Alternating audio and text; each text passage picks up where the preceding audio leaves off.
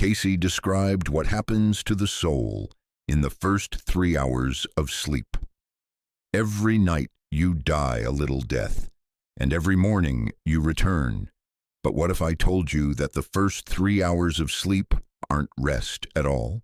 What if, while your body lies motionless in the dark, your soul is somewhere else entirely, working, learning, meeting with beings you've known across lifetimes? What if those hours hold the answers to questions you've carried for years, the healing you've been seeking, the guidance you've prayed for? This isn't fantasy. It's not religious doctrine or New Age invention. It comes from Edgar Cayce, the most documented mystic of the 20th century, a man who, for over 40 years, entered a trance state and spoke with impossible accuracy about the human soul, past lives, and the architecture of consciousness itself. 14,000 readings, 14,000 windows into the unseen. And in those readings, Cayce described something that changes everything about how we understand sleep. He said that when you close your eyes at night, your soul doesn't shut down. It doesn't go dormant, it crosses a threshold. It enters realms that are more real than this one. Realms where your true work happens, where karmic debts are reviewed, where soul contracts are honored, where you meet the guides and companions who have walked with you through every lifetime you've ever lived. And the first 3 hours, they're different from the rest of the night. They're structured, purposeful, sacred. Think of them as your soul's business hours, the time when the veil between worlds grows thin enough for you to cross over, report in, and return with something that will change your waking life. By the end of this journey together, you'll understand where you really go each night. You'll recognize the stages your soul moves through. You'll learn why most people forget and how you can begin to remember. And perhaps, most importantly, you'll realize that you've been training for something far greater than you ever imagined. You've been rehearsing for the moment when you don't come back.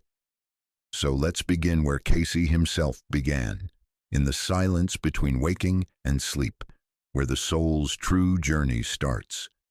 Edgar Cayce didn't seek his gift. It found him. Twice a day, for over 4 decades, this quiet man from Kentucky would lie down on a couch, close his eyes, and enter a state so deep that his conscious mind would disappear entirely. And in that space, that profound stillness, something else would speak through him.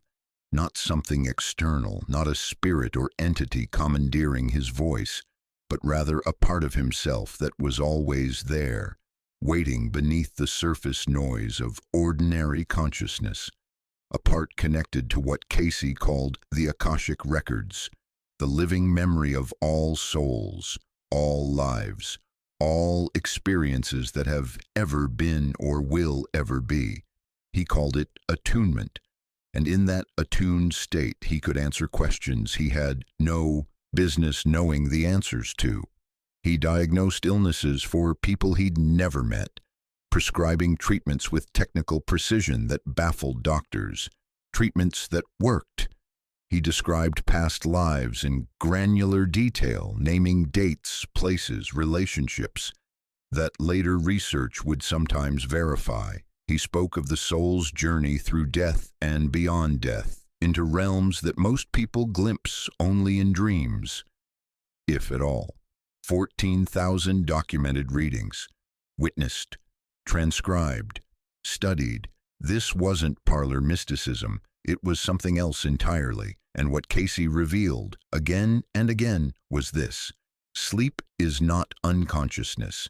It's not your brain shutting down to defragment files, though that happens too. It's not just your body recharging, though it does that as well. Sleep is a thinning of the veil. It's the soul's natural return every single night to the realms it came from. The body rests, the mind quiets, and the soul reports for duty. But here's where it gets specific. Cayce said the first 3 hours of sleep are different from the rest of the night. Those hours are structured differently. They have a purpose, a sequence, a sacred architecture. After hour 3, the soul's work softens. Dreams become more chaotic, more symbolic, more tied to the subconscious mind processing the day's events. But those first 3 hours, they're when the soul crosses thresholds that matter. So the question becomes, if this is true, if every night you're going somewhere real, somewhere purposeful, why don't you remember? And more urgently, what exactly happens in those first 3 hours? Let's start with the moment you fall asleep. Close your eyes for a moment. Imagine the exact sensation of falling asleep. Not the drowsiness, but that final instant, the one where you tip over the edge and disappear. You've done it thousands of times, and yet, can you recall what it feels like? That threshold moment? Most people can't, because the moment you cross it, the part of you that remembers is no longer in charge. According to Cayce's teachings, what happens in that instant is both simple and profound. Your soul begins to separate from your physical body, not completely, not the way it will one day when death comes and the silver cord is severed for good, but enough. Enough to slip free of the density, the weight, the limitations of flesh and bone. The silver cord, a concept found in the Bible in Ecclesiastes and echoed across mystery traditions worldwide, is your tether. It's the energetic lifeline that keeps your soul anchored to your body while you travel. As long as that cord holds, you will return. You will wake. But while you're gone, while your chest rises and falls in the dark, your soul is somewhere else. And this isn't a drift. It's not aimless wandering. Cayce described it as structured, purposeful. The soul has responsibilities, contracts made before birth, relationships to maintain, lessons to review. Think of it this way. Your waking life is the classroom. Sleep is when you meet with the teachers to discuss your progress. Every night, your soul crosses into the unseen to do the work that can't be done here. The work of karmic accounting, soul group coordination, and healing at levels your conscious mind can't access. The first 3 hours are when the most important meetings happen. The ones that will shape your waking life in ways you'll feel, but might never fully understand. Your dreams, those fragments you remember, are echoes of this work. They're not the work itself.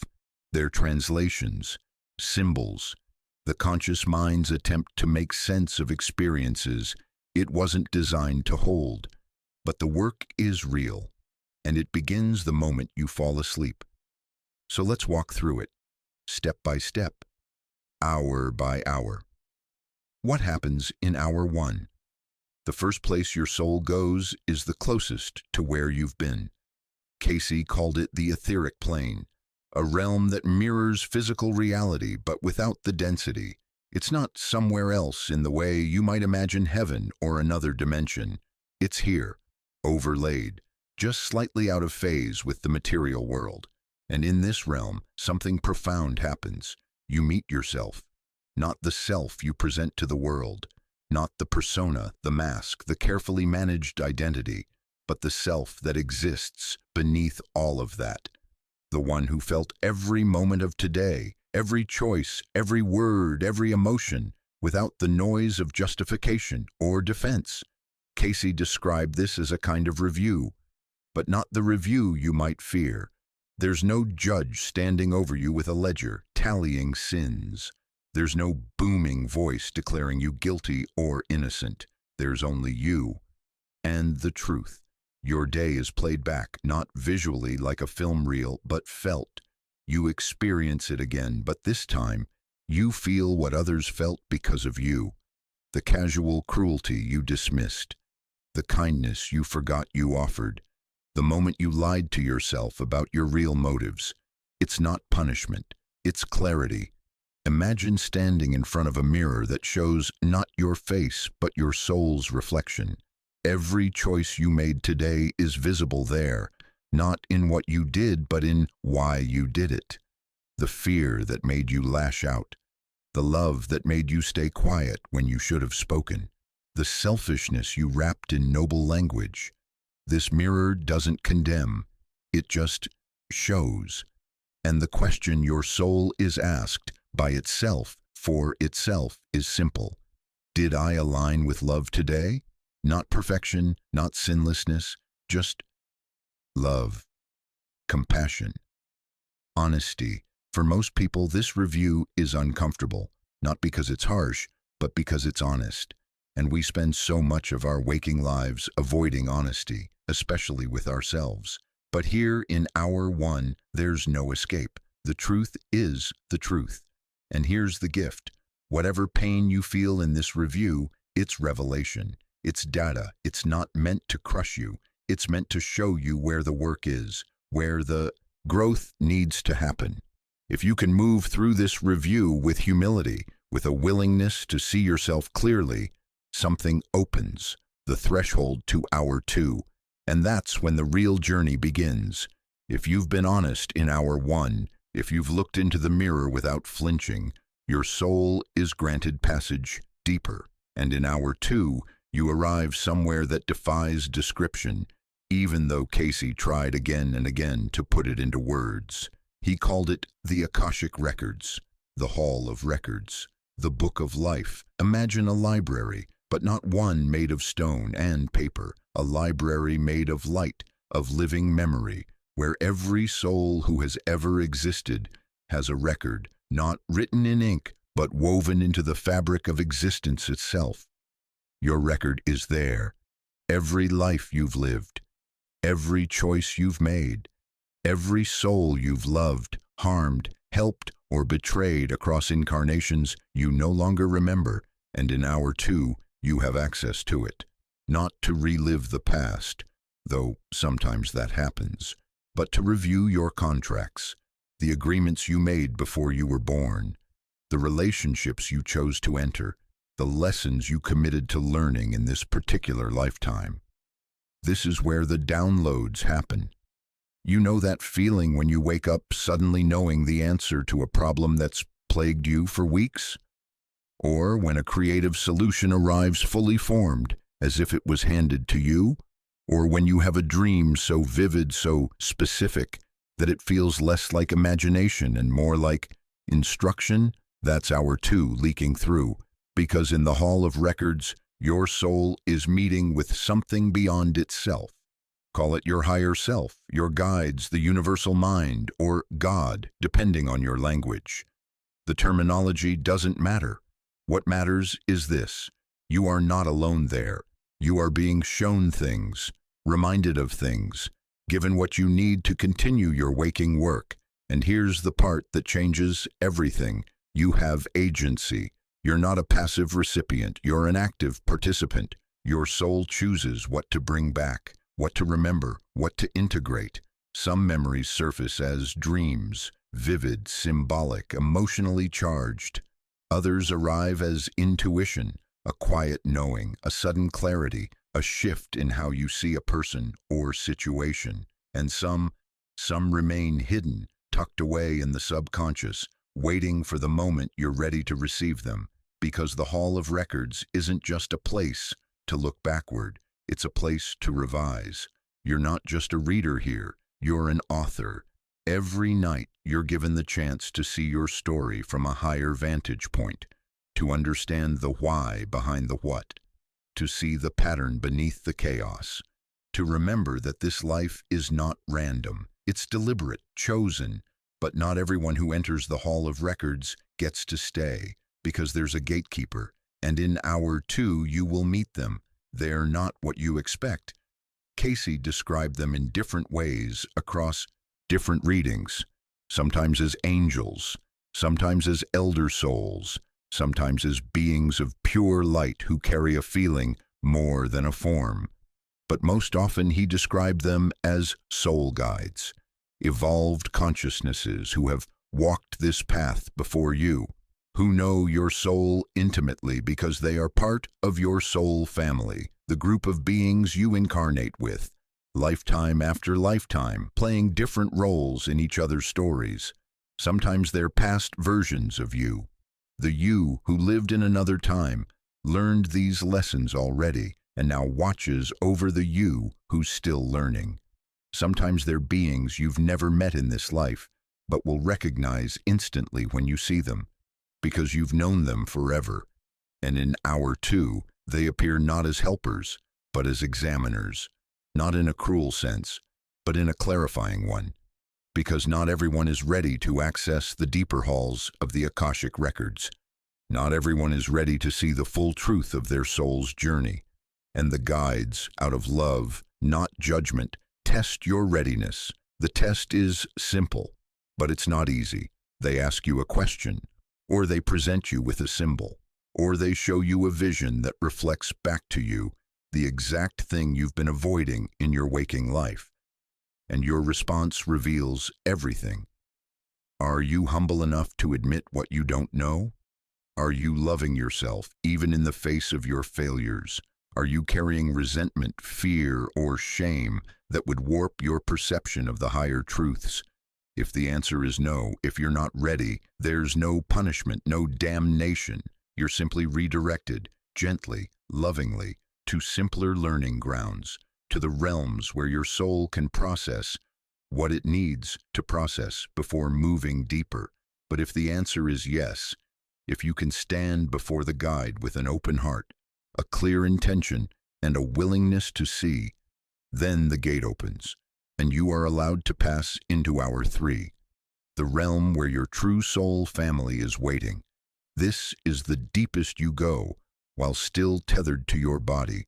This is the realm Cayce called the causal plane, the place where cause and effect are understood not as punishment and reward, but as design and evolution. And here you are not alone. Here you meet your soul council. These are the beings you incarnate with life after life, the ones who play every role you need to learn the lessons you came here to learn. In one life, they're your mother. In another, your betrayer. In another, your greatest love. In another, your cruelest teacher. But here, in this realm, the roles fall away. Here there is no pretense, no performance, only radical honesty and unconditional love. Cayce described these meetings as something akin to a board meeting, not cold or corporate but purposeful. Your progress is reviewed, not by others judging you, but by a collective that includes you, because you are both the student and the teacher, the learner and the guide. You sit together, if sitting is even the right word for a gathering of souls, and you discuss the path ahead. What worked in this life so far? What didn't? Where is the growth happening? Where is the resistance? What relationships need to shift? What karmic debts are ready to be released? What new opportunities are aligning in your waking life? And how can you meet them with wisdom instead of fear? And here's the part most people don't realize. You have a voice. You are not a passive subject in this meeting. You are a co-creator. Your soul, informed by your waking experiences, your pain, your growth, speaks. It advocates. It asks for help. It negotiates, and the council listens, because they are not separate from you. They are you, in a sense. Different expressions of the same source, the same love, the same eternal unfolding. And together, you make choices. Choices that will ripple into your waking life as synchronicities, unexpected meetings, sudden shifts in circumstance that feel like fate but are actually agreement. This is where the architecture of your future is built, not in stone, not as rigid destiny, but as possibility, as invitation. And the atmosphere here, if you could feel it, is not one of pressure or judgment. It's safety. It's love so complete, so unconditional, that every wound you carry in your waking life would dissolve if you could just stay a little longer. Pain is reframed here, not as punishment, but as chosen difficulty, as the friction necessary for the soul's growth. You chose this life. You chose these challenges, not because you're masochistic, but because you're brave. And the council reminds you of that. They remind you that you are loved, that you are never alone, that the hardest moments of your waking life are not accidents, they are initiations. But not everyone reaches this place every night. Not everyone makes it to hour 3. And if you're wondering why, If you're wondering why you don't remember this, why it doesn't feel real, there's a reason, a merciful one. Here's the question I know you're asking. If this is real, if every night my soul is traveling to these realms, meeting guides, sitting in council with beings I've loved across lifetimes, why don't I remember? Why do I wake up with only fragments, symbols, vague feelings that dissolve the moment I try to hold them? Cayce was asked this question hundreds of times, and his answer was always the same. The conscious mind is a filter, not a window. Your waking awareness, the part of you reading these words right now, is not designed to hold the frequencies of the higher realms. It's too dense, too fear-based, too conditioned by survival, by ego, by the belief that you are small and separate and alone. If you woke up every morning with full, unfiltered memory of Hour 3, of the counsel, the love, the truth of who you really are, you might not be able to function in this world. The contrast would be unbearable. The pain of returning to the illusion of separation would break you. So the filter is merciful. It shows you only what you can integrate without shattering. It translates the experiences of the soul into the language of the conscious mind, which is symbolism, metaphor, dreams. Dreams are the compromise. They're not the experience itself. They're the echo, the shadow, the conscious mind's best attempt to make sense of something it wasn't built to comprehend. And most people's filters are thick, because most people's waking lives are loud, cluttered with fear, resentment, distraction, noise. The soul's whispers can't get through. But here's what I want you to understand. You are going there, every night, whether you remember or not. The work is happening. The meetings are taking place. The guidance is being given. You just haven't learned the language yet. But you can. If you want to remember, if you want to strengthen your attunement to the realms your soul visits each night, the work doesn't begin when you close your eyes. It begins now, in your waking life. Because the quality of your sleep journey is directly tied to the quality of your waking consciousness. Cayce gave specific recommendations for this, practices that sound simple but are profound in their effect. Let me share them with you, not as rules but as invitations. First, the evening review. Before you sleep, take a few minutes to gently relive your day, not with judgment, not with shame or pride, but with compassion. Notice the moments where you were kind. Notice the moments where you were afraid. Notice where you acted from love and where you acted from pain. This practice is preparation for Hour 1, for the mirror. If you've already started the review yourself, the soul's work becomes easier, smoother. The truth doesn't shock you because you've already begun to face it. Second, forgiveness. If there's anyone you're holding resentment toward, anyone at all, including yourself, release it before sleep. You don't have to condone what they did. You don't have to invite them back into your life. But you have to let go of the energetic weight, because resentment is heavy, and the soul cannot ascend while carrying bitterness. Forgiveness lightens you. It clears the channel.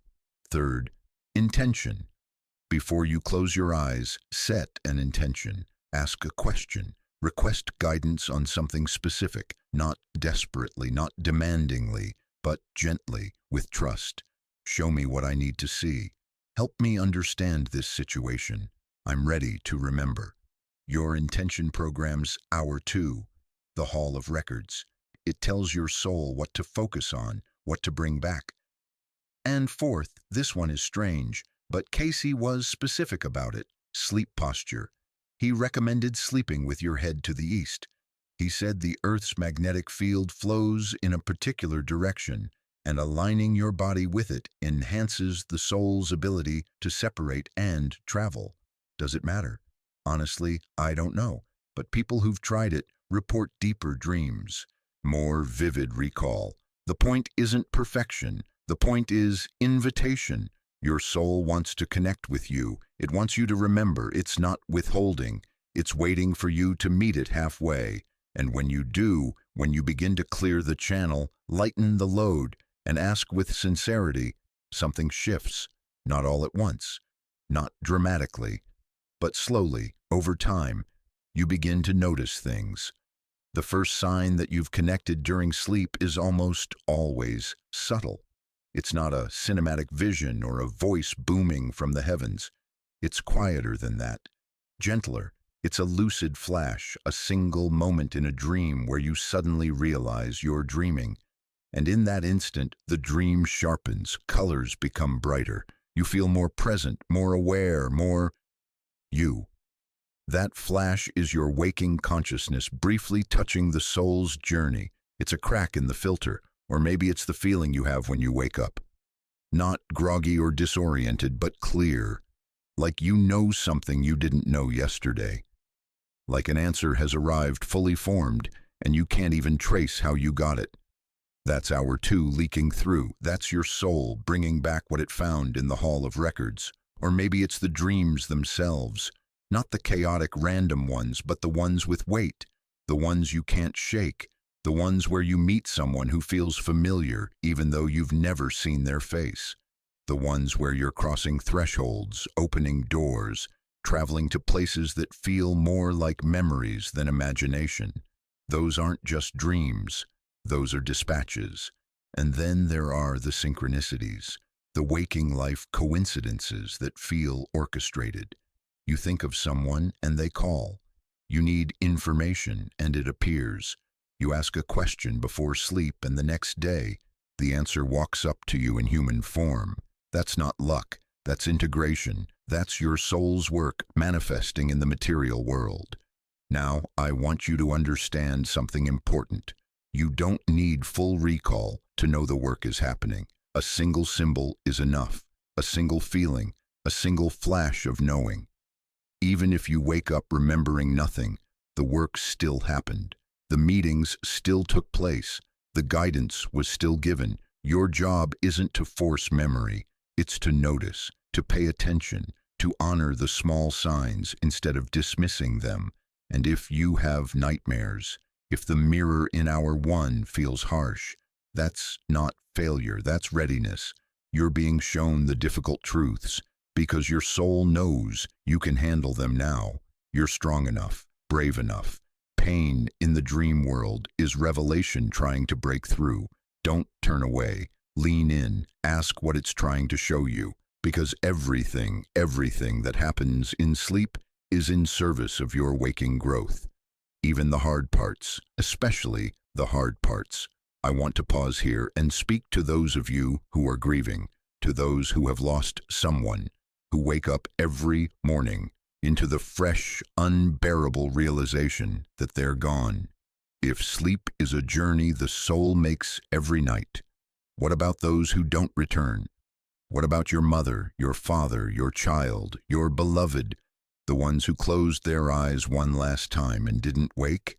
Cayce's teachings offer something here, not as a balm that erases pain, because nothing should erase that pain, it's holy, but as a framework that might bring a kind of comfort.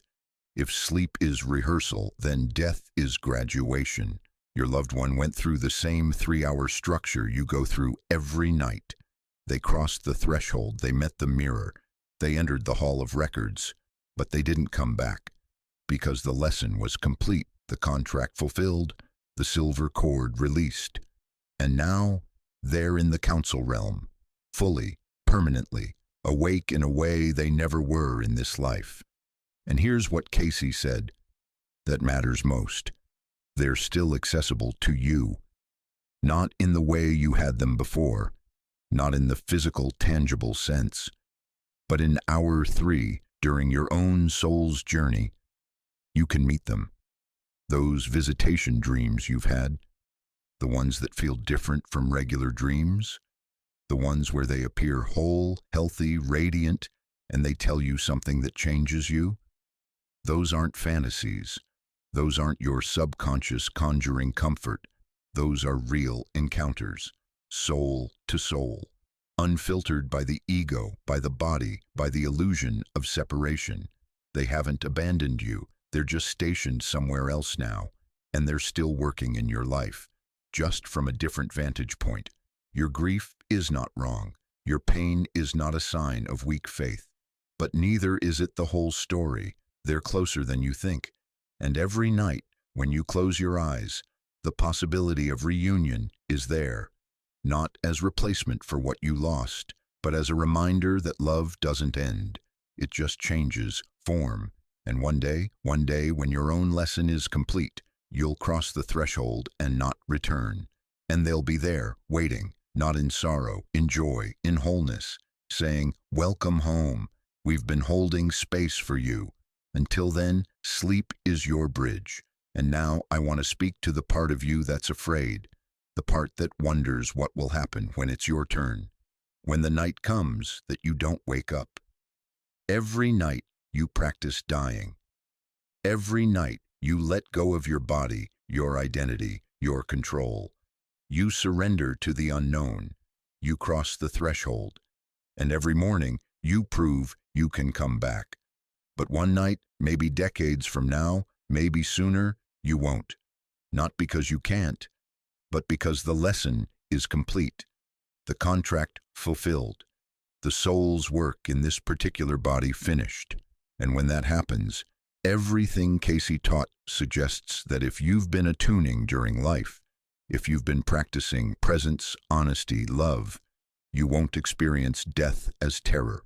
You'll experience it as awakening, because you'll recognize the territory. You've been there before, thousands of times. You'll cross the threshold in hour 1 and the mirror won't frighten you, because you've been meeting yourself honestly all along. You'll enter the hall in hour 2 and it will feel like coming home, because you've been visiting it every night. And in hour 3, when the council gathers, you won't feel judged. You'll feel celebrated, because you did it. You walked through the fire of incarnation and came out whole. Imagine it for a moment. Imagine your final hour 3, your soul family gathered, the ones who played every role in your life, mother, father, lover, enemy, teacher, friend, the masks falling away, the truth revealed. And you see it all clearly now, the pattern, the purpose, the perfection hidden inside the pain. And they're smiling, not because you were perfect, but because you were sincere, because you tried, because you loved even when it was hard, because you forgave even when it hurt, because you showed up again and again even when you didn't know why, and you realize this isn't the end. This is the beginning. Your life review doesn't feel like judgment. It feels like relief. Because finally you understand. The struggles were initiations. The pain was sculpture. The loneliness was preparation for a reunion so profound that nothing in your waking life could have prepared you for it. You've been training for this your whole life. Every night you practiced letting go, trusting, returning. You're more ready than you know. And when the time comes, you'll cross that threshold, not in fear, but in recognition, because you've been there before. You've always been there. But here's the secret Cayce returned to again and again, in reading after reading. All of this, the Akashic Records, the soul councils, the guides, the architecture of the 3 hours, all of it is scaffolding. It's helpful, it's real, it's true, but it's not the point. The point is love. You could skip every stage. You could forget every dream, miss every synchronicity, sleep through every meeting, and if your heart aligns with compassion, if you move through your waking life with kindness, with humility, with a genuine desire to see others as souls just like you will ascend anyway. Knowledge is a shortcut, but love is the destination.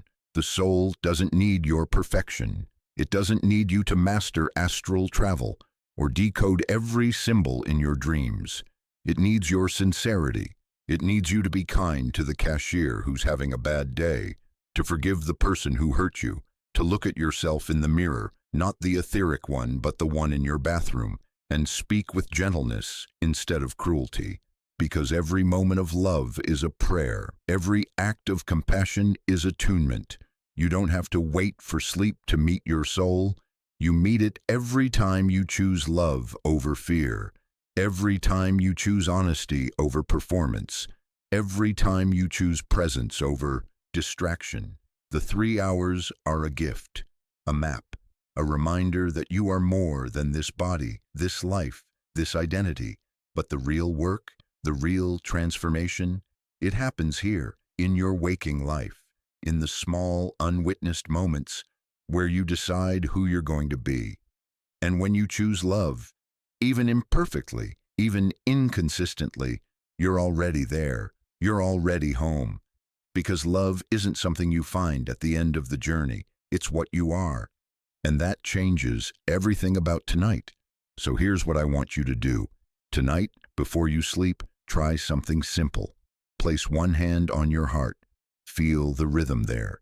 The steady, faithful beat that's been with you since before you were born. And then speak aloud or silently. It doesn't matter. I am ready to remember. Show me what I need to see. That's it. No elaborate ritual, no perfect phrasing, just honesty, just invitation. And then let go. Release the expectation. Release the need to control or force. Just sleep. When you wake, before you move, before you reach for your phone, before the day rushes in, lie still for 30 seconds. Catch the dream tale, the last wisps of wherever you were. Don't chase it. Don't strain. Just notice. One image, one feeling, one impression, and then write it down. A single sentence, a word, a sketch. That's your proof, not proof for anyone else. Proof for you that the work is happening, that the connection is real. You might not remember anything the first night, or the second, or the 10th. That's okay. The soul hears the invitation. Even if you recall nothing, the work still happened. The meeting still took place. But over time, slowly, gently, the filter will thin. You'll start to notice a symbol, a clarity, a shift in how you see the world. And you'll realize you've been doing this all along. You've been traveling, meeting, learning, loving. You just didn't have the language for it until now. So tonight, begin. Not with pressure, not with performance, with curiosity, with openness, with trust. Your soul is already there, waiting. Meet it halfway. You are not your waking mind. You are the traveler who returns each morning with dust from other realms on your feet. You are the soul who sits in council with beings who have loved you across lifetimes, who reviews your day in a mirror that doesn't judge, who walks through halls of light where every question you've ever asked has an answer. Edgar Cayce didn't give us these teachings to make us feel small or lost. He gave them to us so we'd remember sleep is not unconsciousness. It's reunion. Every night you cross the threshold. Every morning you return with something, even if you can't name it yet. And the first 3 hours, they're not separate from your waking mission. They are the mission. They're where your soul does the work that allows you to do the work here. You're not waiting for death to meet your soul. You're meeting it tonight and tomorrow night and every night for the rest of your life. This is the gift. This is the grace. You are never alone. You are never lost. You are held, guided, loved beyond measure by a council that knows your name, your real name, the one you had before you took on flesh. And every struggle you face, every pain you carry, every question you hold in your heart, it's not meaningless. It's not punishment. It's the curriculum you chose, the fire you walked into willingly, because you knew it would make you brighter. So tonight, when you close your eyes, remember, you're going somewhere real, somewhere sacred,